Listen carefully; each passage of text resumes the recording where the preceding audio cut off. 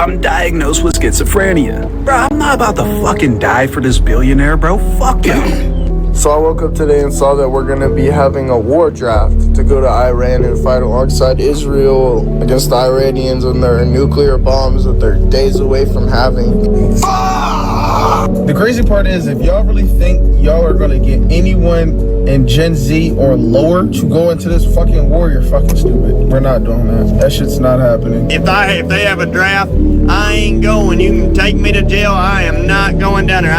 You will comply with lawful orders. Your job is to protect the interests of the United States. Yeah, the draft of 2026, aka people are freaking out because they think that something could change legally, because right now it is 18 to 26 that they are allowing for what could be considered for the draft. There's a bunch of other stuff. That's not what we're getting into, because we're getting into the freak out reaction to what people think might be coming in the future. Well, break and fuck the news and fuck all of us, I guess, because it looks like the U.S. military draft is now talking about 18 through the ages of 39. Bruh, I'm 30. On top of that, I'm diagnosed with schizophrenia, and I've been since the age of 16. Am I even useful for this? However, though, the only thing I can see is, like, unless you got bone spurs, you're going. Bro, I'm not about to fucking die for this billionaire, bro. Fuck y'all. So you can see people are freaking out, and they're finding ways already to be like, yeah, mental health, like, I can't do that. And I'm like, I don't know. I feel like there's going to be some kind of way they skirt the line. There's going to be some, like, psychologist, psychiatrist that's going to be like, do you really meet the DSM-5 criteria for this? Comments don't disappoint, though. For example, Amelia Knight says, look up fragging. That'll make you ineligible immediately. And then this person said, my mom said I can't go. Yeah, my mom said I can't go outside and play right now. So, yeah, it's kind of bad. But it is weird because this entire fragging thing has essentially become like the biggest search in relation to the draft, where people are like, that sounds like a good idea. Check this out if you didn't know. If you were an officer in Vietnam and you made terrible decisions, you didn't just have to worry about the enemy. You had to worry about your own men coming out to kill you. Fragging is the act of intentional friendly fire to get rid of somebody that you do not like in your company. And it usually involves a hand grenade. Grenades are the tool of choice for two reasons. One, it can't be traced back to you. And two, in the heat of combat, when everything's confusing, you could just casually chuck one over at the officer and be like, enemy grenade. The Vietnam War was not a patriotic war. People wanted to survive. They wanted to go home. They didn't want to win. So if you had an officer that was all gung-ho and super brave and just wanted to charge into the enemy, more than likely you're gonna get... I'm diagnosed. Would you go to war for America or do some time in prison? Lock me up, throw away the key, burn it, melt it, throw me under the jail. I don't care. I'm not fighting for this country. I'm allergic to bullets. The House just passed a bill that automatically registers men ages 18 to 25 into the military draft. How long is the prison time? It's a maximum of 5 years, but you're definitely getting fed time. I'm gonna take the prison. Why you say that? You don't want to fight for your country? My country barely likes me like that, for real. I go to war for America, man. It's like stepping in water and you don't know if that water, where that water may take you, you know what I'm saying, how that feel may. It's like jumping into a jungle. You know, I'm going to definitely fight for the war, you know, because I'm a humble dog. And you going to prison or you going to fight for America? I'm going to fight for the USA, man. Okay, why you say that, brother? Really, if I do it, I'm going to do it for my family. That's how I'm going to look at it. Brother, how old are you? 18. You know what that means, right? No, I don't. I'm not fighting in no war. You know, chilling there with R. Kelly, you know, probably ain't that bad. You know what I'm saying? I'm not fighting. I wonder how many other people gonna be in there. You know, you feel me? How many other people that's not gonna be fighting in this war?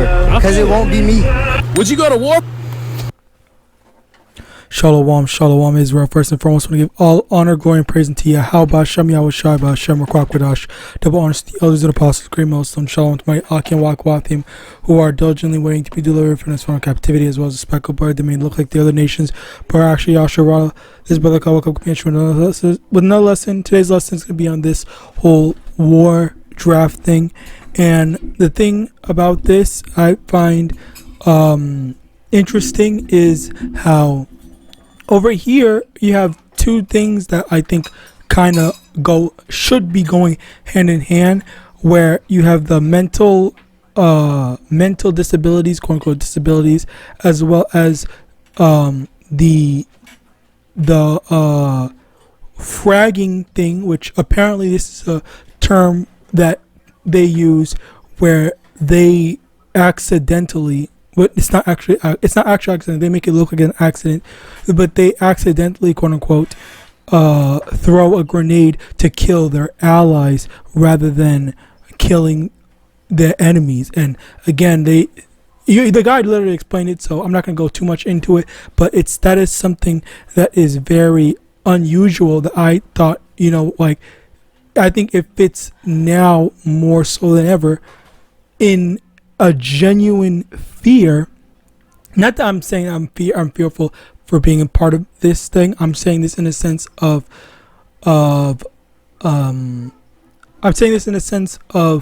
this type of stuff that's going on.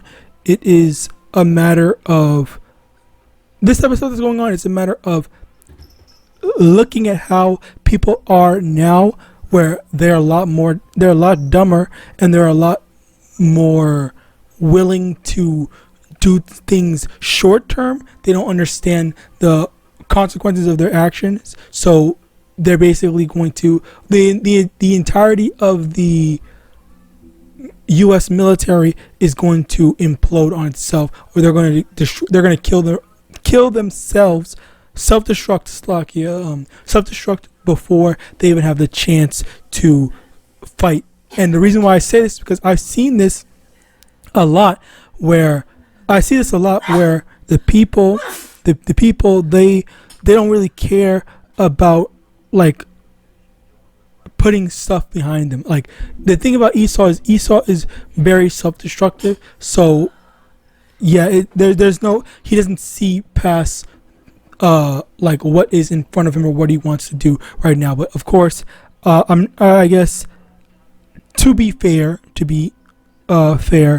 I'm not in the military. I've never been in the military, and I guess I shouldn't be speaking so definitively, but I will, at the bare minimum, I will say that I can imagine. I think that's the best way to frame it. I can imagine how, rather than thinking that, okay, yeah, this is my ally, this is my friend, not friend, but ally, even though we were arguing like a couple of days ago or stuff like that, and I hate this guy so much, I'm still gonna leave him be and use all the resources I have available to me to win this war so I can go home. But instead, like this guy was saying, they don't care about winning the war, they only care about going home. But if you are having all your allies die as a result of it, then you're lowering the chances of you being able to make it back home. All right, so again, continuing on, let's get to these precepts. Ecclesiastes chapter 4 verse 27, make not thyself an underling to a foolish man, neither accept the person of the mighty. And I've been making videos talking about DJT and the absurdity to this war in the first place, where what is the reason, the fact that this war is happening is already absurd, and it is wicked, it's evil, it shouldn't even be happening, but call that it is happening. And the fact of the matter is that as a result of this happening, people are going to say, or people are going to be like, well, why do I have to fight in a war that I didn't start, I'm not a part of, I don't benefit from it in any way. And that's what this guy was talking about, that he's over here saying, oh, I have schizophrenia, I have this, that, and the third, whatever, saying all this stuff, which I don't even know if that's true. The fact of the matter is that an addition is that sometimes when people say stuff like this, you just can't tell if this is true or not. You never know, is schizophrenia or not? Is schizophrenia real? It's does someone have schizophrenia? Does someone have these mental issues and stuff like that? And sometimes it is hard to tell. Sometimes we don't know, but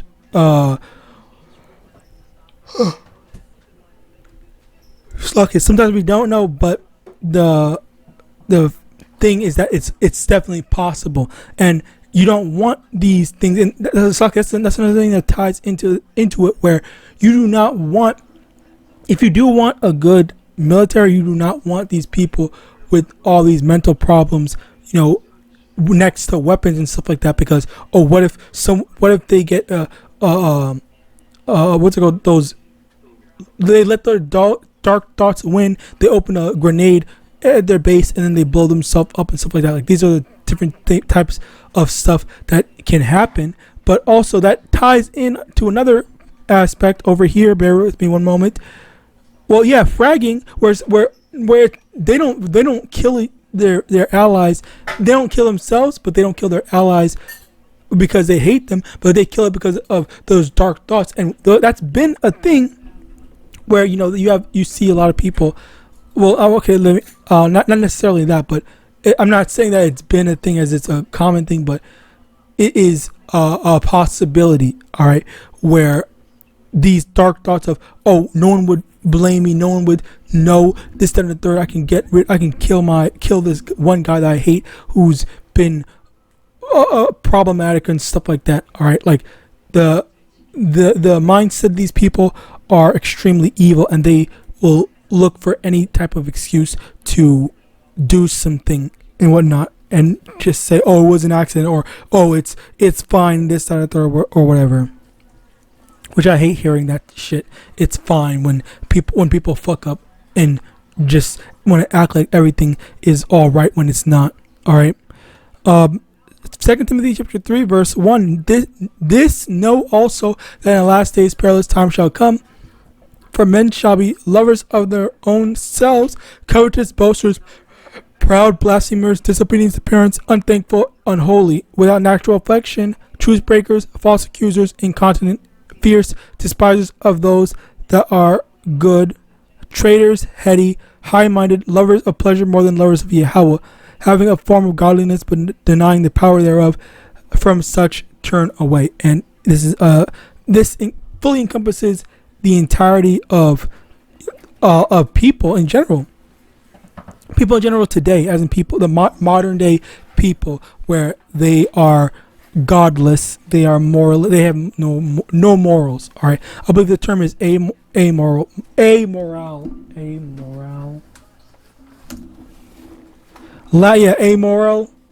basically lacking moral sense. Okay, so not concerned with any type of morality. Next, Proverbs chapter 16 verse 12.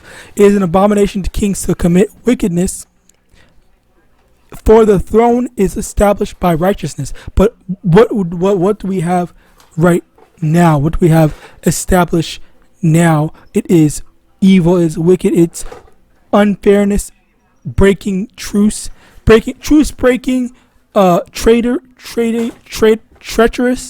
treachery, and exploiting other people. All right. So as a result of that, that's where you have this. That's where you have this that's going on, and even then, society isn't in any proper direction to be fixed. Okay, but and funnily enough, this war further perpetuates that rather than fixes it. All right. Continuing on. Proverbs 29 verse 12. Proverbs 29 verse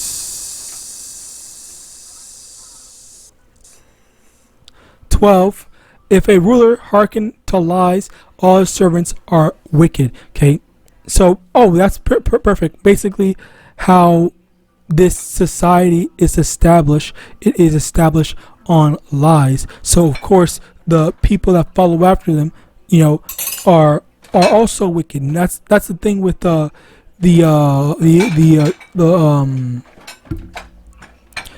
people, the general people. As a matter of fact, let me actually get that over here in I believe it's Sirach 10 verse 2. Sirach chapter 10 verse 2. as the judge of the people is himself, so are his officers, and what manner of man the ruler of the city is, such are all they that dwell therein. An unwise king destroyeth his people, but through the prudence of them which are in authority, the city shall be inhabited. So that's where the unwise king, the evil king, is going to destroy his people instead of allowing his people to prosper. He would rather leave them to be destroyed. And we can see that. All right, it's very apparent. It's been made very apparent. Proverbs 16 verse 18. Pride goeth before destruction, and a haughty spirit before a fall. And that's another thing where in here, when we see this war that's going on, there is great pride in. There is great pride in this society, but the issue stems from. There's great pride in this society, but the issue stems from, we didn't agree with this, or we don't approve of this type of stuff, but we're being forced to, and that's a major thing that's happening here, where the U.S. citizens are being forced into this war. All right, when they don't benefit from it, nor do they even want to be a part of it. Okay, because that was a big thing.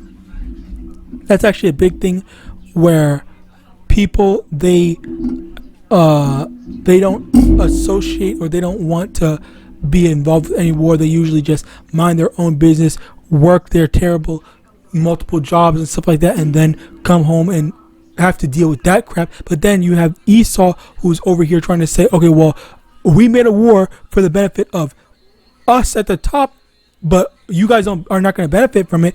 But what you guys still have to fight for us, for the benefit of us, and not for anything that would ever benefit you. And even with veterans, they don't get anything, which has been a very big common thing for them. All right. Jeremiah 23 verse 1. Woe be unto the pastures that destroy and scatter the sheep of my pastures, saith the Lord. Therefore thus saith the Lord, Yahweh, power of Israel, against the pastors that feed my sheep.